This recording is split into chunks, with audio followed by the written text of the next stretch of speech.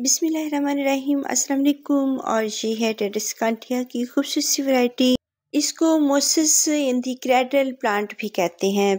स्पेथेसिया और टेडिस्कांटिया स्पेथेसिया, Burt lily और इसको कहते हैं ऑयस्टर लिली। बहुत सारे इसके नेम्स हैं और खूबसूरत से प्लांट्स हैं और इनमें बहुत सारी वैरायटीज़ हैं। टेडिस्कांटिया में बहुत ज़्यादा वैरायटीज़ होती हैं और ये 2 वैरायटीज़ जो है मोसिस इंडिक्रैटल और ऑयस्टर लिली की मेरे पास हैं। तो इसमें आपको बहुत सारे कलर्स मिल जाते हैं और लीव्स जो होते हैं इनके पैटर्न्स भी डिफरेंट होते हैं, इनके जो टेक्सचर होते हैं और इनके थोड़े-थोड़े से कलर्स चेंज होते हैं। किसी में ट्राई कलर्स होते हैं और किसी में ये जो है ये बिग लीव्स वाला है और इसके बहुत बिग बिग लीव्स हो जाते हैं और खूबसूरत इसके ऊपर भी लाइनें बनी हुई होती हैं और वेरिएशन होती है। वेरीगेटेड इसके लीव्स होते हैं और नीचे की तरफ भी पर्पल कलर के। और ये जो इसकी फ्लावरिंग हो रही है और फर्स्ट टाइम मैंने इसकी फ्लावरिंग देखी है 3 इयर्स से या 2 और 2.5 ईयर से मेरे पास है। तो इसकी मैंने ये फर्स्ट टाइम फ्लावरिंग देखी है। जब आपके गार्डन में ये होते हैं और आप इनके साथ रहते हैं और ये आपके साथ हैप्पी होते हैं।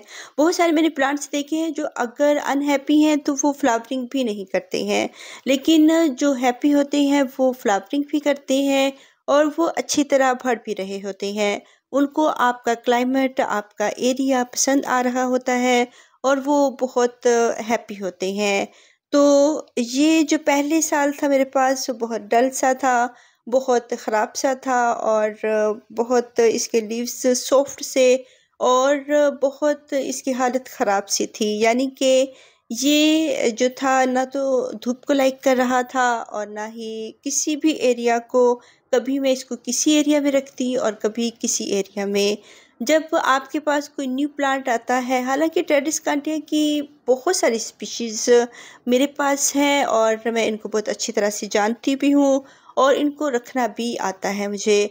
लेकिन फिर भी जब आप एक न्यू वैरायटी लेके आते हैं, देखने में इनकी हैबिट सेम लगती हैं, सेम इनके कलर्स होते हैं, सेम बहुत सारे इनके कलर्स मिलते-जुलते होते हैं, लेकिन फिर भी इनकी हैबिट्स थोड़ी-थोड़ी सी डिफरेंट होती हैं और कुछ हैबिट्स मिलती-जुलती होती हैं और कुछ डिफरेंट होती हैं। जैसे कि इनके जो नीचे के लीव्स होते हैं, वो वक़्त के साथ-साथ ब्राउन होते जाते हैं और फेड होते जाते हैं और इनको निकालना चाहिए ताकि इनमें पेस्ट ना लग जाए। तो इनके बहुत एहतियात से इनको कट करना है और इनकी जो ब्रांचेस होती हैं बहुत नाजुक होती हैं, बहुत जो इनके लीव्स होते हैं वो भी बहुत नाजुक, बहुत हसास और ज़रा सा हाथ लगने से ये कट जाते हैं, बहुत सेंसिटिव होते हैं और इनके लीव्स भी कट जाते हैं और इनकी ब्रांचेस भी कट जाती हैं। तो बहुत एहतियात से इनको जो है इनके लीव्स को इधर-उधर हम कर सकते हैं। तो इसमें 5 फ्लावर्स आए हुए हैं और एक जो इनकी ब्रांच होती है, लीव्स के नीचे ये छुपे हुए हैं और ब्रांच के साथ ही अटैच हैं, लेकिन जो लीव्स हैं उनके नीचे ये छुपे-छुपे से हैं, कुछ अपीयर से, कुछ डिसअपीयर से और खूबसूरत लग रहे हैं। और जो है इनके खूबसूरत फ्लावर्स जो बोट की शक्ल के होते हैं, जिसकी वजह से इनको बोट लिली कहते हैं। और जो इनकी अब फ्लावरिंग हो रही है, नवंबर का मंथ है और बल्कि एंड हो रहा है नवंबर का और एक अच्छी सी फ्लावरिंग इनकी देखने को मिली है, यानी कि मीन्स कि ये सर्दियों में फ्लावरिंग करते हैं। तो इनके जितने भी ये फेड हुए लीव्स हैं इनको कट करें, ये इनकी हैबिट होती है कि इनके जो ओल्ड लीव्स होते हैं थोड़े से सॉफ्ट होते हैं और ब्लैक होते हैं और कुछ क्रिस्पी होते हैं और ये ख़राब हो जाते हैं। तो इनको निकालना चाहिए और इनमें पेस्ट भी लग सकते हैं और ख़ास तौर पर जो स्नेल्स होती हैं वो इसके सॉइल में और इसके बॉटम में प्लांट्स के और सॉइल के अपर वाले एरिया में रहना पसंद करती हैं और कुछ इनकी ब्रांचेस के साथ लगी हुई होती हैं, उनको भी आप निकाल दें। तो ये प्लांट थोड़ा-सा इसके अंदर थोड़े से पेस्ट होते हैं जिनको हमने क्लियर करना होता है, वरना ये प्लांट ख़राब हो जाता है और वहाँ पे अंडे देते हैं और इनका जो मॉइस्चर होता है वो ख़त्म होना शुरू हो जाता है। तो थोड़ी-सी इसकी ये हमने केयर करनी है। इसके जो नीचे वाले लीव्स होते हैं, उनमें भी ये पेस्ट रहते हैं और ख़ास तौर पर स्पाइडर माइट्स और जो स्नेल्स होती हैं। इसमें मैंने मिलीबग्स नहीं देखे हैं, इसमें मैंने स्पाइडर माइट्स देखे हैं और साथ में जो है स्नेल्स, बहुत ज़्यादा स्नेल्स थी। तो उनको साफ़ करें क्योंकि थोड़े से ये कवर कर लेते हैं अपने पोर्ट्स को और ऊपर बहुत ज़्यादा ये हो जाते हैं। तो जिस वजह से जो स्नेल्स होती हैं वो इनके अंदर रहना शुरू कर देती हैं। तो इनसे, बग्स से, पेस्ट से इनको बचाना बहुत ज़रूरी है और इनके जो ये लीव्स हैं इनको भी निकालना ज़रूरी है ताकि वो इनके अंदर छुप के ना बैठे। और इनकी ये जो लीव्स हैं, हाथ लगाने से ही ये कटते रहते हैं, जिस वजह से हम इनको बहुत छुपा के, बहुत प्लांट्स थोड़ा-सा इसको इस उस एरिया में रखते हैं जैसे हैंगिंग बास्केट में, और थोड़ा-सा ऊपर करके और थोड़ी कुछ ऊँची-सी कोई दीवार हो, आप उसमें रख सकते हैं। और प्लांट्स वाला वो एरिया जहाँ बार-बार हम गुज़रते हैं, लेकिन इसके साथ टच नहीं होने चाहिए, वरना इसके तमाम ही लीव्स कटते रहेंगे, इनकी ब्रांचेस भी कट जाती हैं हल्का-सा, इनको हाथ लगाएँ तो ये कट जाती हैं। बहुत सेंसिटिव प्लांट, बहुत नाज़ुक सा, और हाथ लगाने से ये ख़राब होता रहता है। तो इसलिए इसको हमने थोड़ा-सा सेफ़ जगह पे रखना है, लेकिन जो है थोड़ा-सा खूबसूरत सा एरिया हो, क्योंकि ये खूबसूरत प्लांट हैं और इनको अगर हम सामने रखेंगे तो ये बहुत गार्डन की ब्यूटी को एनहांस करते हैं। और इसमें मैंने बहुत सारी कटिंग्स भी लगाई हुई हैं, और कोई प्लांट जब मेरे पास आता है तो उसकी मैं सबसे पहले कटिंग्स लगाती हूँ। और कटिंग्स, उसकी प्रोपगेशन करनी बहुत ज़रूरी है और इससे आपको इसकी हैबिट का भी पता चलता है। आप कटिंग ज़रूर लगाएँ। जब तक आप कटिंग्स नहीं लगाएँगे, आपको प्लांट की हैबिट का पता नहीं चलेगा। और ये दोनों ही वैराइटीज़ की मैंने जो है कटिंग्स लगाई हैं, अब इसके ऑफसेट भी आ रहे हैं। अगर एक मोटी ब्रांच होगी, बहुत यानी कि मदर ब्रांच होगी, तो उसके ऑफसेट भी साथ ही आने स्टार्ट हो जाते हैं। और अगर एक बेबी ब्रांच होगी, पतली सी ब्रांच होगी, तो अगर वो बड़ी होगी, मदर ब्रांच बनेगी, फिर उसके साथ पप्स आएँगे। तो ये दोनों ही वैराइटीज़ की मैंने कटिंग्स लगाई हुई हैं, और जो मेरे पास जो ज़्यादा वैराइटी है उसकी मैंने ज़्यादा कटिंग्स लगाई हुई हैं। और जो वैसे भी ये जो बिग लीव्स वाला है, ये मुझे लगता है स्लो ग्रोइंग प्लांट है, और इसके जो इतने ज़्यादा जो ब्रांचेस हैं वो जल्दी-जल्दी नहीं आती हैं। और इसकी ये एक ब्रांच बहुत अच्छी-सी बिग साइज़ में हो चुकी है, और इसको मैंने रेनी सीज़न में लगाया था। रेनी सीज़न में जब हम लगाते हैं तो थोड़ा-सा इसको मॉइस्चर तो मिल जाता है और थोड़ी-सी हवा में नमी होती है, लेकिन इसको हमने थोड़ा-सा छत के नीचे रखना है, जहाँ पे बहुत ज़्यादा बारिशें ना हों। और इनके जो लीव्स होते हैं, इनके ऊपर अगर पानी पड़ता रहेगा, तो ये गलना स्टार्ट हो जाते हैं और ख़राब हो जाते हैं। और ये जो नीचे लीव्स ख़राब हैं, इनको आराम से निकालना है ताकि जो ब्रांच है वो कट ना जाए। अभी ये बेबी कटिंग्स हैं और ये चल चुकी हैं और सभी चल चुकी हैं। तो एक पॉट में मैंने 3 और किसी में 2 मैंने ब्रांचेस लगाई हुई हैं, और वो माशाल्लाह सभी की सभी चल रही हैं। तो आप 1 ब्रांच भी एक पॉट में लगा सकते हैं, और बहुत ज़्यादा आप इनको अपने गार्डन में कर सकते हैं। तो अभी टेरेस में धूप नहीं आ रही है, इसलिए ये थोड़े से शेडी एरिया में पड़े हुए हैं। और जब धूप आती है तो बहुत ज़्यादा धूप में हम इनको नहीं रखते हैं, वरना बहुत ज़्यादा धूप में फिर ये क्रिस्पी होते हैं, ब्राउन से इनके लीव्स होते हैं और ये ख़राब होते हैं।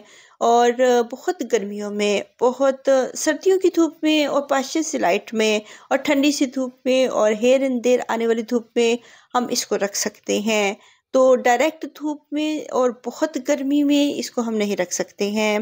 और इनके जो लीव्स होते हैं उनके ऊपर फिर बर्निंग आनी स्टार्ट हो जाती है, बर्न होते हैं और ख़राब होते हैं। इनके ऊपर ब्राउन से स्पॉट्स पड़ते हैं, और आहिस्ता-आहिस्ता इसका एक लीफ जिसके ऊपर डायरेक्ट धूप पड़ती है वो क्रिस्पी होता है और ख़राब हो जाता है। तो बहुत ज़्यादा धूप में और डायरेक्ट धूप में हम इसको बहुत गर्मी में नहीं रखते हैं, और पार्शियल सी लाइट में रख सकते हैं, सुबह की धूप में रख सकते हैं। और थोड़ी-सी इसकी केयर करनी होती है, लेकिन इसको धूप की ज़रूरत होती है। बिल्कुल ही जो शेडी एरिया है उसमें और लो लाइट में इसको हम नहीं रख सकते हैं।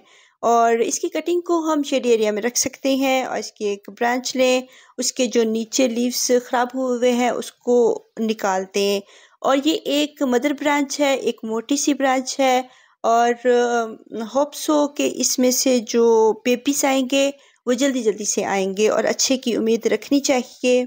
और इसके लिए हम जो सॉइल लेंगे ये भल मिट्टी होगी, सिंपल सॉइल है बहुत। इसमें मैंने खाद डाली भी होगी, तकरीबन 3-4 मंथ्स पहले मैंने इसमें खाद ऐड की होगी। और फ्रेश खाद और फ्रेश फर्टिलाइज़र अभी हम इसमें नहीं ऐड करेंगे। और ये गार्डन सॉइल है और पुरानी मिट्टी है और इसमें पुरानी ही खाद है, तो इसलिए अब वो यूज़ हो चुकी है। और अभी इसमें टर्टल वाइन लगी हुई थी जो कि मैंने इसमें निकाल ली है। और टर्टल वाइन जो है उस वो तो बहुत सारी जगहों पे लगी हुई है। तो इसकी जो ब्रांच है इसको थोड़ा-सा हम सॉइल के अंदर लगाएँगे और थोड़ा-सा ऊपर लगाएँगे। और इसके जो लीव्स हैं वो सॉइल के साथ टच नहीं होने चाहिए, बल्कि एक जो ब्रांच है उसका थोड़ा-सा पार्ट सॉइल के अंदर होगा, बाकी सॉइल से ऊपर होगा। और इसमें जगह-जगह नोड एरियाज़ बने हुए होते हैं, तो इसकी जो सॉइल है उसको दबा दें। इसकी साइड्स में अच्छी तरह से जो कटिंग है उसकी साइड्स में इसको दबाएँ और इसको अच्छी तरह से वॉशिंग कर दें। 2-3 मरतबा इसको वॉशिंग करनी है और फिर हमने इसको छोड़ देना है। ये नहीं है कि अब हम इसको वॉशिंग ही करते रहें और ये फिर ख़राब हो जाएगी, रोट हो जाएगी कटिंग और फिर नहीं चलेगी। इसलिए इसकी जो कटिंग है उसको हम ज़्यादा वॉशिंग नहीं करेंगे। अभी तो इसकी सॉइल ड्राई है, तो इसको हम अच्छी तरह से वॉशिंग कर देंगे, 2-3 मरतबा कर देंगे। और अभी सर्दियाँ भी हैं, तो सर्दियों में तो काफ़ी अरसा तक अगर इसको वॉशिंग ना करो, 1 मंथ तक वॉशिंग ना करो, तो काफ़ी दिनों तक तो इसकी सॉइल जो है वो मॉइस्ट रहती है। लेकिन अगर तकरीबन 2 वीक्स तक इसकी सॉइल अगर 1 वीक तक मॉइस्ट है, तो आप 1 वीक और इसको ड्राई सॉइल में रखें और फिर इसको वॉशिंग करें। अगर 2 वीक्स तक इसकी सॉइल मॉइस्ट रहती है और कोशिश करें इसको छोटे पॉट में लगाएँ, ताकि इसकी सॉइल जल्दी से ड्राई हो जाए। और एक जब बिग मदर प्लांट बनता है, इसके बहुत ज़्यादा जो ब्रांचेस निकल आती हैं और वक्त के साथ साथ हम इसको एक बिग पॉट दे सकते हैं। लेकिन छोटे प्लांट को और एक कटिंग को हम बिग पॉट नहीं दे सकते हैं और ना ही इसमें इतनी फर्टिलाइजर्स ऐड करते हैं। और बस अच्छी सी सॉइल हो जिसमें हम इसको रीपोर्ट करें। अभी तो कटिंग है, अभी मैंने इसमें सॉइल जो है वो नहीं डाली है, सॉइल डाली है, इसमें खाद अभी ऐड नहीं की है। वही जो पहले अच्छी सी सॉइल बनी हुई है, उसमें गोबर की खाद भी थी और लीफ कंपोस्ट भी थी और ये अच्छी सी एक सॉइल थी। लेकिन अभी 3-4 मंथ्स में ये थोड़ी सी पुरानी हो चुकी है और इसके जो जितने भी खाद के और फर्टिलाइज़र के न्यूट्रिएंट्स थे वो थोड़े से कम हो चुके हैं, बल्कि ख़त्म हो चुके हैं। तो इस तरह की सॉइल हमें चाहिए, भल मिट्टी, सैंडी सॉइल, और इसमें इसको लगाएँ और बहुत ज़्यादा सैंड ना हो, यानी कि अच्छी सी वेल ड्रेन्ड सॉइल हो और सॉफ्ट सी सॉइल होनी चाहिए। इसको हार्ड सॉइल बिल्कुल भी पसंद नहीं है और इसकी जो रूट्स होती हैं वो इतनी ज़्यादा नहीं बनती हैं। बहुत भरा-भरा सा प्लांट होगा, पॉट फुल भरा हुआ होगा और इसकी रूट्स इतनी ज़्यादा नहीं बनती हैं। लेकिन जो मदर प्लांट होता है उसकी रूट्स बहुत ज़्यादा होती हैं और यानी कि एक स्लो ग्रोइंग प्लांट है, बहुत देर से रूट्स बनती हैं। और जब रूट बाउंड प्लांट होता है तो बहुत अरसे में होता है, 2-3 साल एक पॉट में ये रह लेता है इजीली। और रूट बाउंड होगा फिर हम इसको बिग पॉट दे देते हैं, तो इसकी एज के हिसाब से पॉट दें, वरना ये प्लांट ख़राब हो सकता है, क्योंकि ये एक सकुलेंट प्लांट है और इसको बहुत कम पानी की नीड होती है। तो अगर हम बहुत बिग पॉट दे देंगे और इसमें हर वक्त पानी मौजूद रहेगा, मॉइस्ट सॉइल रहेगी, तो फिर ये रोट हो जाएगा। और इसकी जो थिक थिक ब्रांचेस होती हैं, जैसे एक सकुलेंट प्लांट की ब्रांचेस, और इसमें थोड़ा सा वाटर ये होल्ड करके रखता है, इसके जो लीव्स होते हैं वो भी थिक थिक से होते हैं, मोटे मोटे से।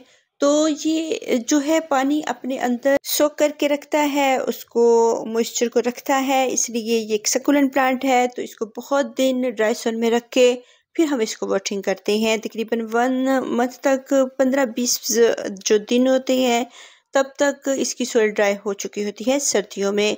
गर्मियों में जल्दी ड्राई हो जाती है, फिर हम इसको शेडी एरिया में कर देते हैं और बहुत ज़्यादा धूप में इसको नहीं रखते हैं। और बहुत अच्छा सा मौसम है और बहुत खूबसूरत सा जो मौसम है और इसमें धूप भी निकली हुई है और बहुत इधर बर्ड्स भी हैं और प्लांट्स और खूबसूरत प्लांट और प्यारा सा खूबसूरत गार्डन। अल्लाह हाफिज़।